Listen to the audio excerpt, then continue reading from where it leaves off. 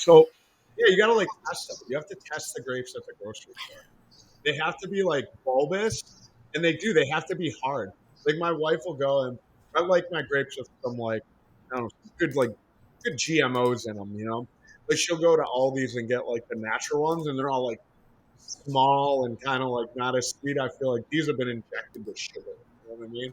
And then they have like the skin of like a tortoise or something. They're so crispy. I love them, man. That's why I like sweet and the texture of tortoise. I like the cotton candy grapes. Mm, My kids get them. Have you heard of yeah. them? Yeah, they taste like cotton candy. Hmm. Seriously, I don't know what they're probably putting a bunch of crap in Yeah, them, like Kevin said, they probably inject, but they are it does delicious. not sound healthy at all. Yeah. Oh, it's Well, good I though. mean, not that I'm into health or anything, but yeah, I don't know. Like some things where, I don't know. It's like my boys, at home, they eat all this sugar, and I'm just like, oh, my teeth hurt looking at y'all. But they're happy, and it's like the straight up sugar stuff. It's like that, this, what was it, like the dippets that when we were younger, that kind of thing. Like I love it. Now it's like, oh my gosh, that is a dentist bill. Stop what you're doing, please. No, Well, when we were younger, they still exist. My they kids do. see those things, and my son, he's already practicing the art of negotiation and sales, as we like to talk about on the show. Because he'll be like, Daddy, can I have a cookie? And I'll be like, Yeah, you can have a cookie. He'll be like, Can I have two cookies? And I'm like, I just agreed to the one, and he's like, Three cookies, and I'm like, were you working the whole time for two? And then I'm like, You're gonna get four cookies just because I like the way you negotiate, son. How old is That's he? right. How old is he now? Three. Three. Oh, yeah. Mine will we actually had to put locks on the pantry. And I hate that I'm that type of person, but I have boys. My little girl's getting that way, but like it'll be a day. I'll go grocery shopping for like $600. The next day, completely empty. Like we'll be cooking food too, but it's just all the snacks. Da, da, da, da, da. So we just make I have it, a lock on the pantry too. it's insane.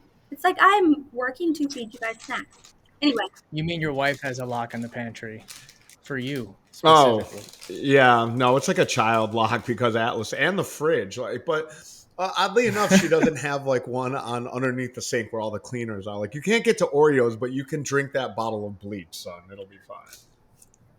Priorities. So, anyways, this is probably going to be a lot of this episode of just us going Witty back and forth banter. on witty banner. Okay, we have a special guest today, a familiar guest. I think, America, this is your third I time think so.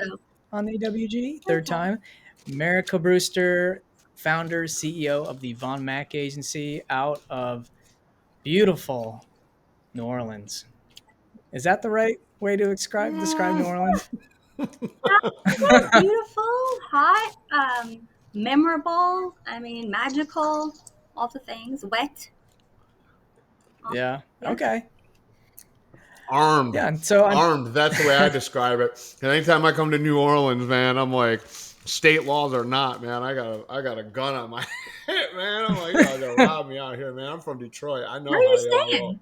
Where are you staying in Huh? New Orleans? Never mind. We don't have to get into that. But yeah. No, we can get So anywhere we want to. I love New Orleans. It's grimy as fuck, though, man. I really like, but you love it. You know what I mean? Are you born and raised there? Yeah. Well, the suburbs, but back and forth. Yeah. Yeah. And you don't have that. I wish you had that draw. Like the the Cajun. Creole. Oh, That's not New Orleans, though. we're gonna Actually. no. No, that's the southern. Well, the Cajun thing is lower. It starts probably about a half an hour to the south. To the north, you have then it starts getting country. Then it kind of sounds like Alabama, Mississippi. But where I am and where I live on the North Shore, which is the Greater New Orleans area, there's a bunch of different accents that are right next to each other. There's actually documentaries about it. It's very similar to New York and Brooklyn specifically. There's a documentary about that as well because it's a port city and it was a lot of the same nationalities that came over on those boats. So if you take someone from like Brooklyn or something and with a really strong accent and the really hard R's and things like that, and you take their accent and you slow it down, then they sound just like they're from the Bywater. It's crazy. So we have America, is it true? Oh, I'm Yeah. sorry. Is it true that they, in like the 18th century, they sent all the rejects of Europe, Canada to New Orleans? Is that true? Not New Orleans specifically, Acadiana. It was Well, rejects and criminals is what I've I don't know heard. about criminal. I mean, maybe. I think it's more along the lines of a religious persecution. Um, I yeah, see. and so Okay. they sent them all to Canada, and then they came down here to the Cajun area. So yeah, and then they, that's where a lot of the gumbo and all that comes from. They They're doing what they're doing at that goddamn border to us, man. need Sending all over the psychopaths and release mental patients from insane wards. Hey, you know the restaurant Antoine's? to do. Yeah. So I got a great story years ago. So I lived in I think I told you this. I lived in New Orleans for like a year, and so there's like a family who owns Antoine's. If you're unfamiliar, and I could be wrong about this, but it is technically the oldest restaurant in the contingent United States. Correct? A couple hundred All years right. old. Yeah. Yeah, they wear like tails and like the waiters or waitresses, service staff, whatever, like fucking bow ties, the whole deal, and so. Oddly enough, I'm in my early 20s, and I didn't realize they dressed like that, and I thought it would be a gag to go to the Salvation Army because like we were working on Antoinette Gus, who's our great granddaughter of Antoine Gus, and and she invited us as like symbol of her thanks working on her house to this like fancy restaurant, and so I actually dressed like one of the waiters there, and people kept on mistaking me for one of the waiters. I had like the mutton chops. Yeah, I really fit in well. But she was a crazy lady. She would get drunk, and then she would like forget that she left her door unlocked. And then one time she was like, "If y'all ever leave this door unlocked, I'm gonna shoot through the door at the first person I hear come into my house." Like you sound like fucking Foghorn Leghorn. I'm not even remotely exaggerating her accent. And then she just screamed, "There'll be blood everywhere, blood everywhere." I told Jack, the guy I was working for, I was like, "I'm not going into that lady's house unannounced ever again. You call her on the phone and let her know we're coming over there to do work on our house. Because my blood ain't gonna be everywhere." Yeah. Anyway, My favorite accent is the Cajun accent. I mean, The Water Boy was like one of my favorite movies growing up. And when I started going to New Orleans for work and meeting everybody and realizing that this is actually how some people talk, it just I fell in love with it. It's, Yeah. it's hysterical. Um, so, anyways, before we get too sidetracked, Marica, for those who haven't listened to one of your previous shows, which I totally suggest you do, just go to our site and just search our name and you can see our past episodes. Tell us a little bit about who you are and what Van Mack Yeah. does. Well, Marica Brewster with Von Mack. I've personally been in the tourism industry for 2 decades now. Dating myself, but yes, it's been a while. Started off lots of agency, then Hurricane Katrina happened, and found myself doing bidding on keywords for the city of New Orleans and like any and everything that had to do with New Orleans, like red beans and jazz and all of that, bidding on those. So went to in-house, worked for a tourism conglomerate down here for about 7 years, helping them start businesses and doing all the marketing things with visitor centers and transportation and swamp tour boats and buses and all of that. Then eventually opened a New Zealand tourism marketing agency into the States before I started my own thing here with Von Mack. So Von Mack, full service, based in New Orleans. We do everything from strategy to branding to digital marketing, SEO, across the board. We're really kind of serving as an in-house kind of tourism marketing agency that is your in-house marketer as well. We're based in New Orleans, as you know, but we have clients worldwide, and we do a ton of water sports stuff. So yeah, we love it. We're water people ourselves, so it's kind of a natural flow. how about yellow page ads? You guys do those?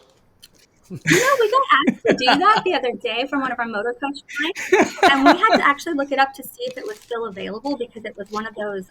They specifically wanted us to do one of those things that was like glued to the cover. You know what I mean? Yeah. Like they handed it to us like from a drawer, and we were like, "We will see. We will look into this for you." So maybe we will. I don't know. Yeah. Haven't yet. I want to do AAA jet ski rentals. So I show up on the first page of the yellow pages. Remember that? They used to I do that. They so named their I companies alphabetically.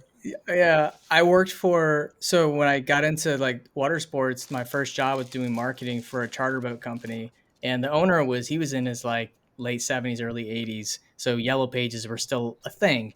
He walks in one day with four phone books because you know how the phone company they all had their own yellow pages, right? And he plops it down, and he's said, "You got to check this out." And he was showing me all his ads in there. He had like 5 pages worth in the classifieds. And he's like, "I got a really good deal." He paid $100,000 for those five. He's like, "I got a great," because that's all he knew. That's all he knew. And it's kind of like, I feel like I'm going through that right now with Google Ads. Like I started Google Ads 20 years ago, and now it's all changing. There's other things, and I feel like I'm him in some ways, where I'm like still got to do it, But at this point, like that, I mean, Yellow Pages is done, but eventually paid ads could fall in the same way, I agree. you know. I But think that's all he knew. so. To this point, I want to come out of the gate swinging because I wanted to talk to you about this Marica, because it's something, I'm talking to my marketing savvy friends. So what seems interesting to me and seems like quasi challenging, right? Because correct me if I'm wrong, like getting solid content, especially if you're working from like, because I know Von Mack does, like, you do a lot of creative, right? That's kind of like your specialty. Like you guys did some graphics for us for the port, and I was like, God damn, this looks so good. And I'm not blowing smoke, like that. Design work really looks great, and I think it is really like an overlooked thing in in our world, at least in our space, right? So I have to imagine it's got to be difficult for you, like if you can't get somebody on site like with a camera, or get that to be like a part of their um whatever you want to call it, agreement with Von Mack, and then they're like, okay, we're going to dump a bunch of content into a folder, and then you guys are going to take that content and do the best job with you can, like making it look great. Like how much of it's a challenge is that going into these, where like, because water sports and tourism, like we've kind of co-opted maybe like at least a little bit of like an e-com model, right? Because you guys are like, a lot of times your agencies, people are like, our business is down and it's your fault, because they're looking at the conversions and they're going like, we had X amount of conversions, we spent X amount of dollars. Like they like just look at you like almost 100% for the direct sales. Would that be an accurate assessment? Yes.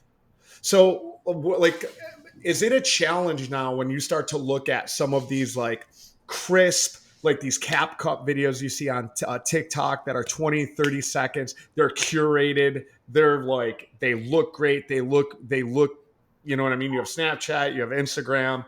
I don't see them as great as like what I see on Facebook or TikTok. But when I see those TikTok ads, I'm like, man, those TikTok ads are put together so well. It must be a challenge for you guys to be like, okay, we're going to try and put this together. And they send like a picture of their uncle Foghorn Leghorn on a jet ski, like, you know what I mean? And you're just like, oh my God, we need to get like a team down there and do all this. And then you got to be like, this is going to cost money.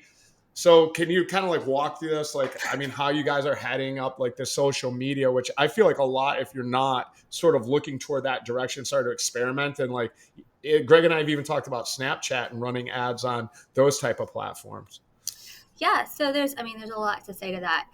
The first thing I would say is that creative doesn't necessarily mean imagery or video. I mean, you can have creative approaches to things. So while we are a creatively cornered and based agency, it doesn't necessarily mean that it's just print or it's just video or anything like that. We think creatively too, and we approach things differently, as opposed to just the standard stuff. So with regard to social media or digital campaigns, yes, all of that, we are responsible for that.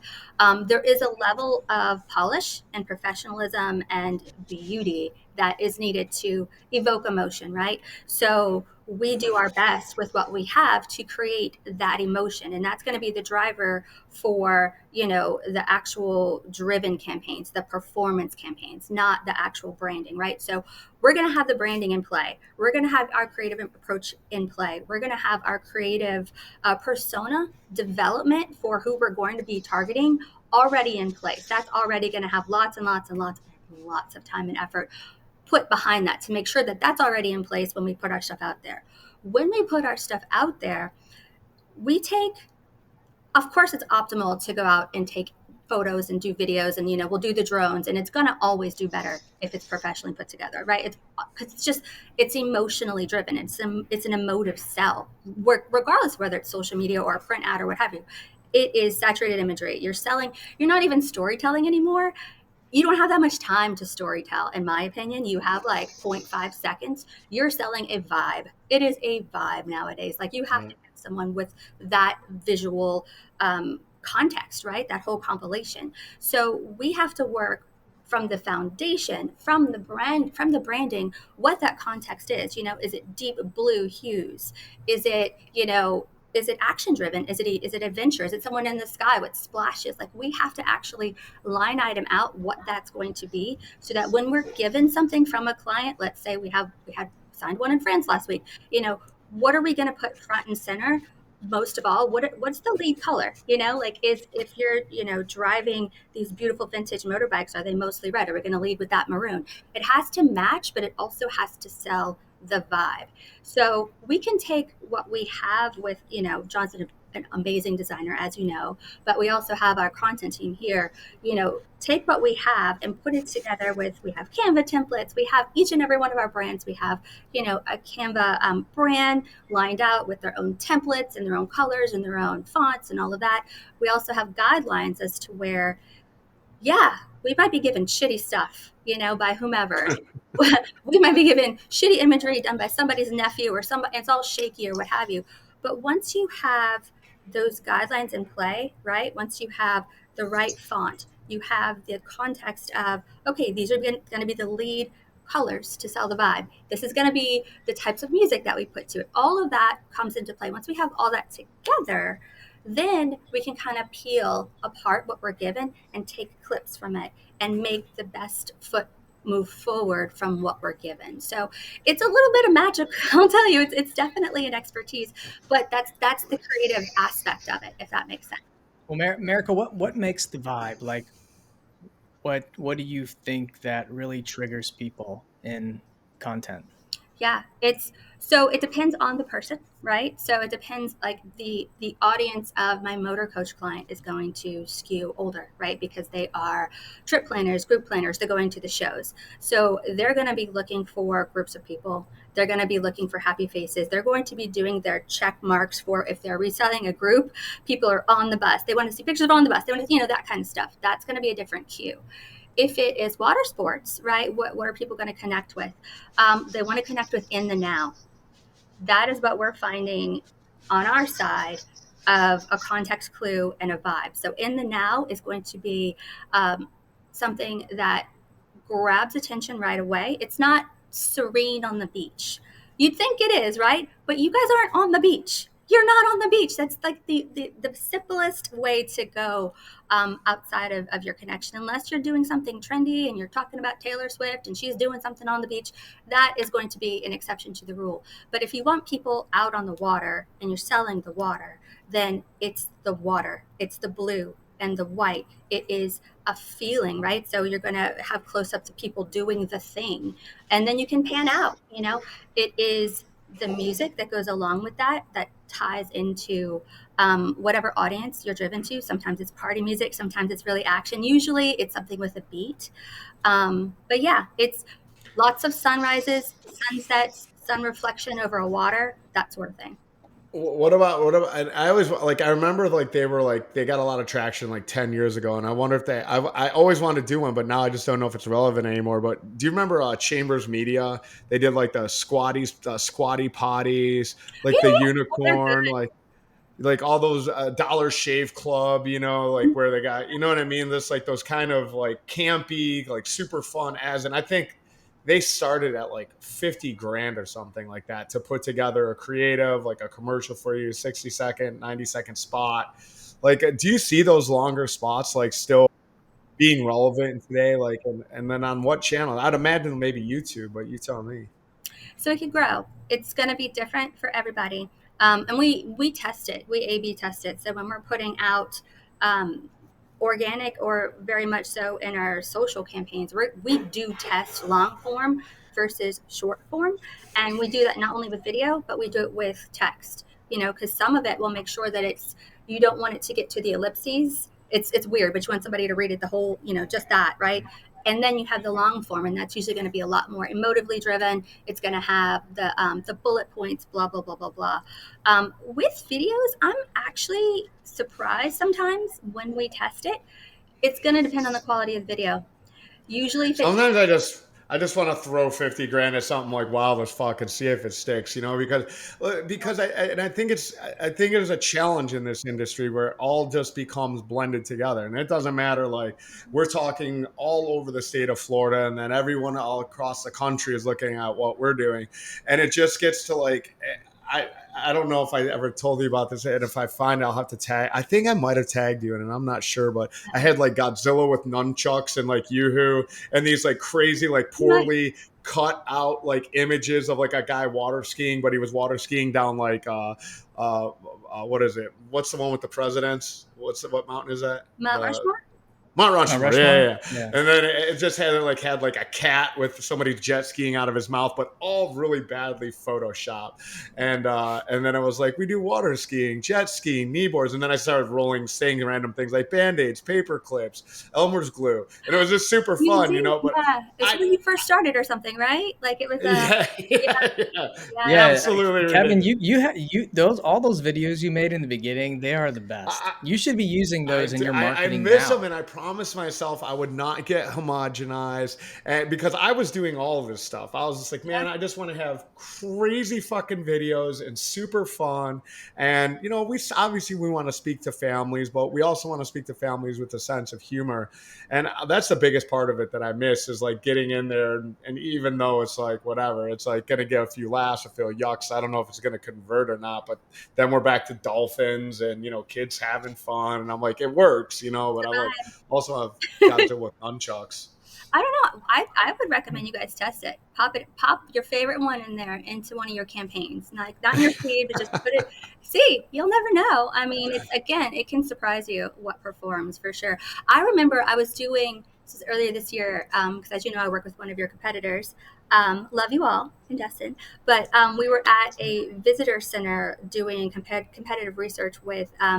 The brochures and the brochure racks at the visitor centers, the welcome center. And I saw yours and I took a picture of it. I sent it to my husband. I was like, this is amazing. Because it said like, the sun is exploding. It had nothing, nothing to do at all. I didn't even know. I had to pull it out. Because I'm like, what is this a solar system? Is this a museum? Like, who did this? And that was Kevin did this. By the way, that's still in the welcome center. But I was like, I kept it. I have it here at the office, just like this one, because I get what you're trying to do. You're grabbing attention. That was in the right premise for sure. So the other side, and we didn't go with it. There we had one with oh God, what is it? Was like something was like Jesus, but he was a dolphin on the cross, and it's like, what is your life's purpose? And then we had another one which I shot down, which was like rent a Jeep, but it was a Jeep with Al Qaeda on it.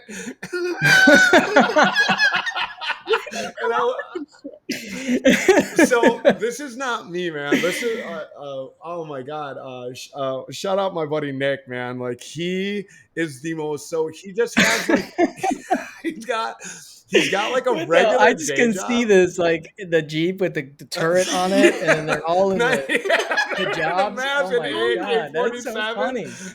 But the sun is exploding, and then in real small letters, like in about 100 billion years or whatever.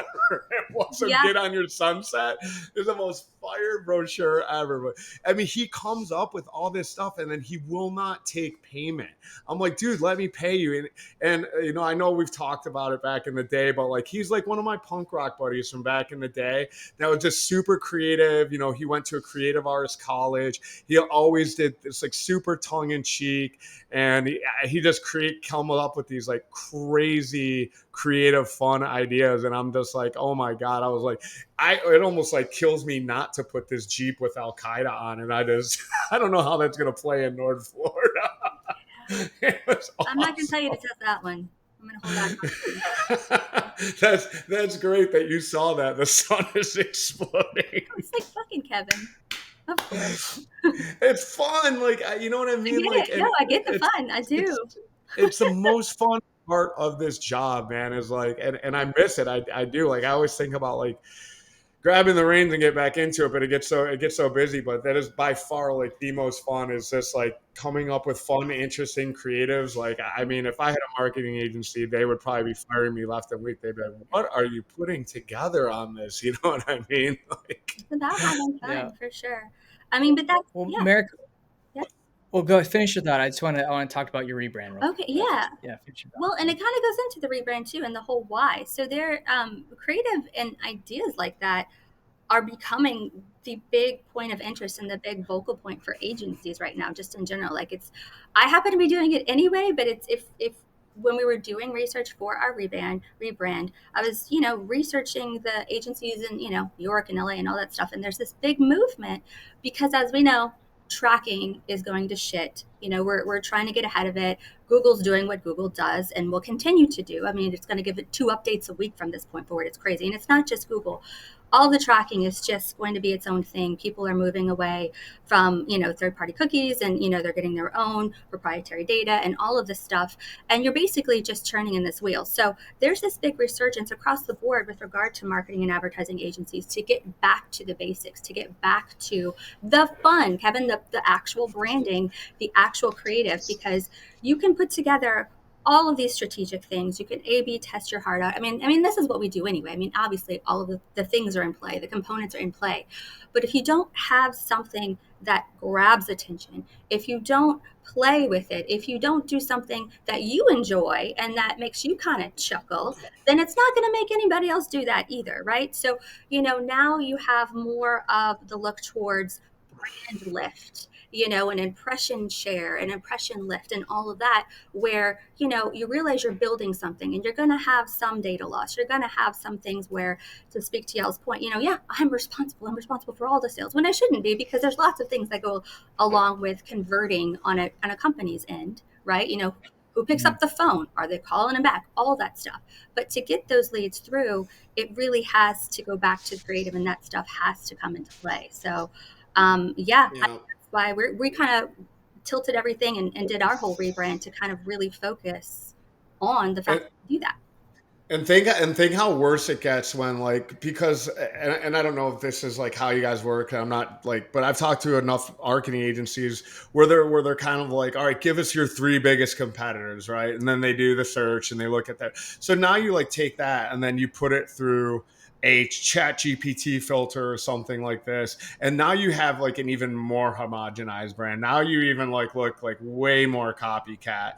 And I mean, like, to this point, I was putting together an ad for the boat, or creative for the Take My Boat Test. And I had chat GPT put like people on a jet ski, and they looked like fucking demons. Like, their eyes were all blacked out and their like mouth looked all fangy. I was like, oh, this is awesome. I'm like, use this. No, like, do you have vampires running your jet skis? Make sure they're educated. You know, I was like, this is fucking sweet. Yeah. But I mean, I think you're gonna have to, you know what I mean? You're gonna hire an agency, and like, they're probably, I imagine they're like gonna be like popping up like left and right as like this stuff becomes more automated, and then you're gonna get this, even, as I said, more copycat branded look and ad copy. Like, I mean, ChatGPT like spits together. I mean, they do some interesting like review responses, but, you know, nothing like snappy and catchy and fun and like, you know what I mean? Like, I mean, maybe they will get to that point. I'm sure they will. They're going to be probably doing everything for us. I hope cutting my lawn.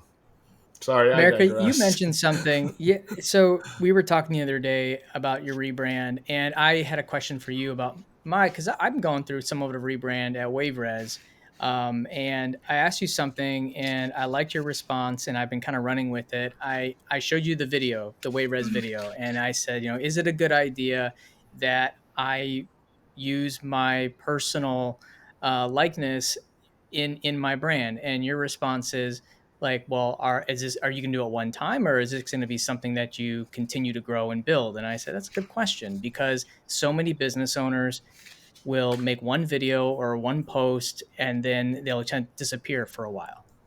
And it's like, if you are going to, use your likeness in your company or your brand, it's got to be something that you continue doing. And then I thought about it more, and I'm like, well, like, let's look at like product pitch commercials, like ShamWow and My Pillow and all the, and these guys stood with their brands. They did all the commercials for, actually they're still doing them, other than the ones that died. I think the guy that did what's it? Not Flex Seal, but Cash's the other one. liquor. There's another one. The guy got hit his head on, like, he got hit Christopher his head Reeves. on luggage. No, No, not him. we can't laugh about God. that. Oh, Is it's it the too soon? OxyClean guy. Christopher Reeves. The OxyClean guy. I think he got hit with like luggage Really? when he was on a plane, and he died. Oh, I Anyways, didn't know. I know that. but I I just, when I thought about it more, it made a lot of sense about your personal brand and your business and all that. But anyways, it's just an interesting comment you made that really stuck with me, and I really think about. But as far as like rebranding, why rebrand Von Mack? Like, what are you trying to accomplish with the rebrand, and what was what was it about your previous brand that you needed to do this? Well, yeah, there's a lot to that. So the first thing I would say is, to speak to your point, continuity is key. And, humanism and putting personalities and human forward, being a human forward brand, especially in tourism, is huge. In any kind of brand you have, if you're in tourism, because it's almost the anti Chat GPT, right? Like, if it doesn't seem like it has a heart, it was probably made without a heart. It was made by a machine, right? You need something with a heart, something with a soul, something with opinions, because that's what's going to break through the clutter. That's what's different. That's what makes you, right? So, with regard to our brand, that was a big component of it, because we had grown from it being just me, right? So we have this team, and I was looking at the website, and it was one of those things where we had the same website since we launched back.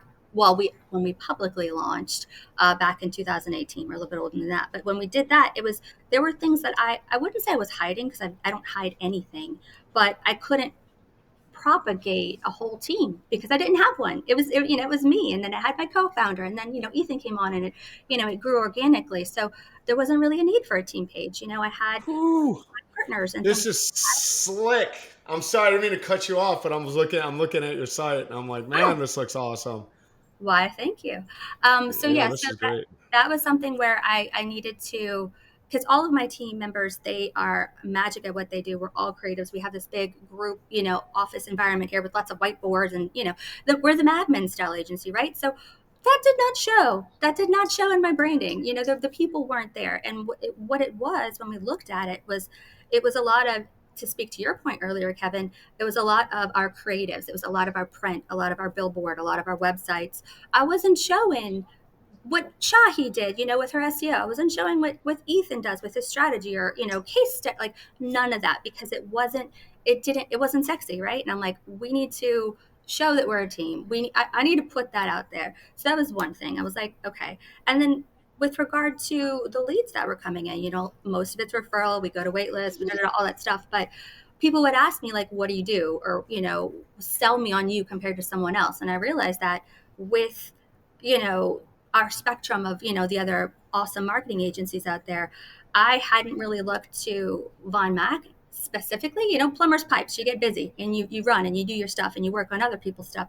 I hadn't reflected and been like, oh, well, what we do has changed, right? We are fully full service now. We have a person for A, B, C, D, da, da, da, that sort of thing. So driving in, finding, over the past few years that, we work best with, mid to large size agents, companies that, we can help jump in, be the miracle grow and grow several companies. Almost 80% of our clients now have several companies with us, and it doesn't start out that way. So long story short, we needed to flip it, and make sure that what we were doing was different. So a lot of our branding was pink and black and white, and it was very black, and there's a lot of other agencies that have that now. So I wanted to flip that. We made it white. We made it white with some black, so it looks like a museum or almost a magazine, to where it can highlight our work. It can almost be like a background element to the full facet of our work. So we kind of took a background step, but we stayed a little bold with like the skater feel and all of that, because we wanted to be true to who we were. I made sure that the team was everywhere. So if you look on our site, our materials, it is our actual team. It is our friggin' team doing the thing together and individually, because I want to highlight their hard work. That's part of the Mad Men style of it. So I put that forward. And then I, wanted to point out that we were independent and that we do have the freedom to do all this independent stuff. And that really was not anywhere. That or the woman owned, all of my selling propositions. I tell people to put their selling propositions first and foremost. And that wasn't on my site. It was just pretty stuff. So You should put Kevin's face on there if you want to complete your the rebrand. sun is exploding. I'm gonna put The sun's exploding. Hey, you should put some Godzilla with nunchucks up there and a yoo-hoo. That was something. Well, we could. I mean, it could be a case study, but yeah. So I first, you were like, I remember I was looking for like a marketing agency when I first got started, and I was like, couldn't afford anything, but I was like, oh, what's a marketing agency called? And then I came across here, and I just remember thinking, Von Mack. That shit sounds fancy. And then you had some like pricing guides on it. There was like, and now it was like nothing to me now. It wasn't ludicrous, but back then I was just like, $2,000, whatever it was. You guys are coming out there like shooting photos. I mean, it was something like more than reasonable at the time, like for all that you were offering. But I just remember just being like, no, I'll just Photoshop Godzilla with some nunchucks and my buddy on a jet ski or something. We'll see how that goes. When people are starting businesses, some of them right out of the gate, they want an agency, and that's fine. But I really encourage business owners, small operators, to learn a little bit about marketing. yeah, Maybe you're not expert in Google Ads, but you know how it works, and like the basic metrics. Facebook marketing. You've just done a little research, because I mean, Marica, we've had conversations about this, about how it's a lot better when your clients are just a little bit more informed about this, so the expectations are a little more realistic. yeah, So I think it's like, hey, if you can't afford an agency, don't count it out. Just, you got to start somewhere. Our Facebook group is great, yes, just for getting basic stuff. Well, But that, you got to learn the basics. You got to learn the that's the thing basics first before you start investing. with our operators is that like so many of them in business for like a really long time. Now you're starting to see new operators come out, and they at least know what the tools of the trade look like at the very least. But Yeah. I mean, these guys have been in business 20, 30 years, and they're spending their Google dollars, and they're just like, I hear it all the time. Like, I'm spending like $1,000 there, $2,000 there, to whatever a week or whatever it is. Like, why is this boat got more people on it than my boat? And when I'm finished, like, dude, you realize that we're all doing the same thing, like for the most part. You know what I mean? Like there's a little bit of secret sauce here, but for the most part, like I sat with an operator just getting him signed up for TMBT, and he was just like, and I don't want to name this company, but it was very generic. It was just like, just call it like Destin Roofing, right? And he was like just incensed that he's like not the number one rank on Google. And I'm just like, well, look, why do you want that? And then you go to his website and it's, foghorn leghorn on a roof, like same thing. It's just like, it's beyond terrible. So I'm like, you got a generic name. You've got an awful looking website, and there's 30 other companies with the exact same name on GMB, And you're like, why can't like, well, like, dude, like, I mean, cart before the horse, man. Like, you like, how can you be indistinguishable from somebody else? Yep. Well, and you want to be number one. Like, what's the entire point of being number one if you can't even somebody goes on it and all they Yeah. remember is the awful experience on the site. And it's like I've had that conversation too many times to count, probably less than you have, America. So I have zero tolerance for it. You know, I'm just like, Have you guys thought about this? So yes. yellow pages were around for almost 100 years, right? Like that was the only place. Yellow pages, billboard, brochures. Probably for 100 years. That was the only real means. And then the websites came, which no one really started heavily adopting websites until like, mid 2000s. I saw a lot more. And then Google Ads came in like 2010. You started seeing that. But a lot of the digital stuff is still really new. So people that started their business prior to the internet, websites like 90s, and you know a lot of who these operators are, Kevin, but they got really good at just billboard, rack card, phone, walk ups. That's all they did, and they rode that wave until they used every bit of their resources to try to extend those marketing sources until they just stopped working, and now they're having to pivot and change everything. But these operators that started in like the the 2015, like they like started with all this stuff, which has only gotten better. Google Ads, Facebook marketing, remarketing, retargeting. So there's such a huge advantage to operators that started 5 years ago as opposed to those who started 30 years ago, because nothing changed in marketing for decades, which now it's like every year there's something new and it's moving much faster than it ever has been.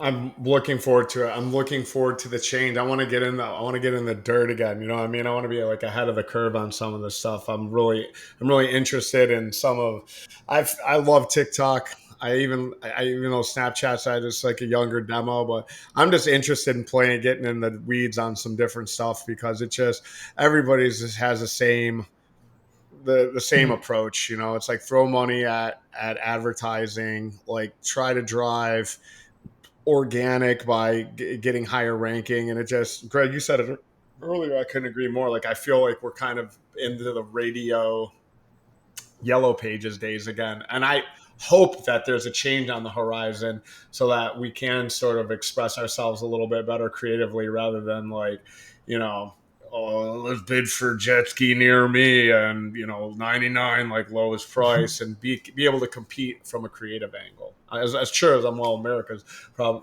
is I did not call you America. I said, and then I said America. I just want to get that right. I did not call you America. I'm sure lots of people do, but America is what I did. Mm-hmm. My Foghorn Leghorn. I'm Yeah, fine. but I'm sure I'm gonna think this is about right up stupid your alley. foghorn leghorn the entire. I mean, Hey, I'm sure you're like you froth at the idea of being able to like compete from a creative standpoint rather than just like up my budget. It has to be holistic. It has to be holistic, or it's not going to work. We're not going to partner with somebody who doesn't have a foundational aspect to who they are and what they do. If you don't know why people choose your business over the business next door, then you need to start with that. I can help you with that. That's part of the strategy. But I do coaching, on another platform, and there's a woman who asked me, it was about a month or two ago. She was like, so are you telling me I should do brand foundation before I do Google ads? And the reason she was asking me is because they weren't working. And I'm like, yes, you need your brand foundation. You need to know what you're saying. You need to know what you sell differently than someone else. I mean, it all goes together, whether you call it creative or not. It's a foundational aspect of, okay, you're going to name yourself, like you said, like Destin Lawn Cutting or what have you. Why? Are you the cheapest? Like, what's the why? Where's the why? What does that why look like? Then you build on what you're going to say and what's going to look like and what you're going to put out on there.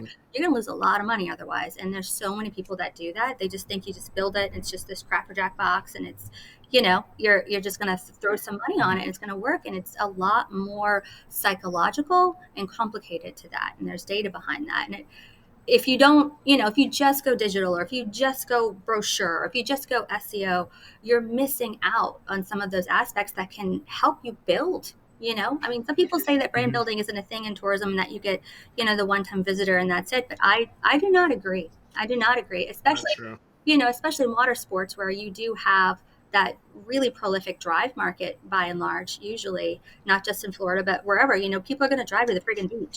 That's what they're going to do. And they're going to keep doing it over and over again. So the brand matters.